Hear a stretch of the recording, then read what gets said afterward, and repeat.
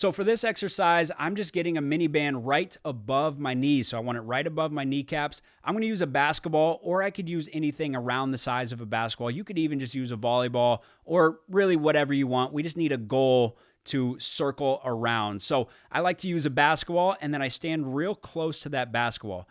Then from there, I'm coming to a little quarter squat position, and all I'm doing is bringing my right foot right above my left foot. So this left foot is my stable foot. This right foot is going right above it. And notice I'm on the ball of my foot, so I'm not on my heel here.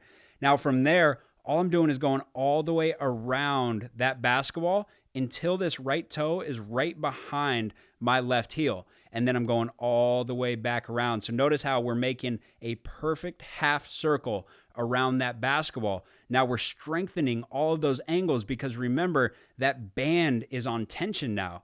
So I do have to make sure that that grounded foot, this left foot, does not get pulled in. So if you're weak, that left knee is going to be pulled in. So as I get that band on tension, a lot of times this knee will dive inwards. I need you to keep that knee right over the ball of the foot. Do not let it dive inwards. So you're going to feel a burn in that hip because that left hip controls that left knee.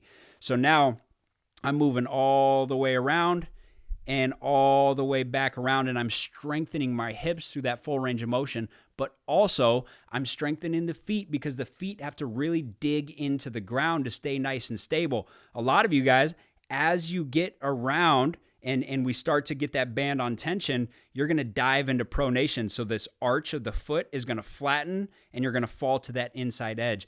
I want you to actively keep that arch. All right. So if you have to pull your toe up to exaggerate that arch a little bit, that's fine. But I need you to keep that arch and keep what we call the tripod foot, right? The tripod foot is the heel stays down, the ball of the big toe stays down, and the ball of the pinky toe stays down.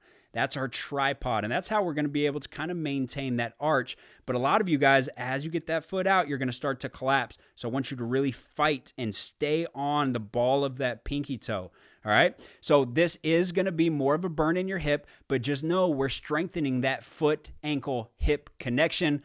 And as we've always talked about for athleticism, for injury reduction, this is one of the primary aspects that we have to train.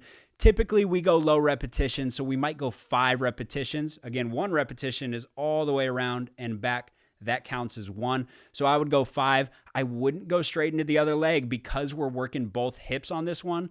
The grounded hip is actually going to be pretty tired. I would take about 30 seconds off in between and then switch over to that other leg and then take about a minute off after that set and go back in. We can do about 2 sets here, but each day add a set until we get to 4 sets. And then from there, we can start to increase the rep range and or we could just increase the band tension to progressively overload on the intensity of this exercise.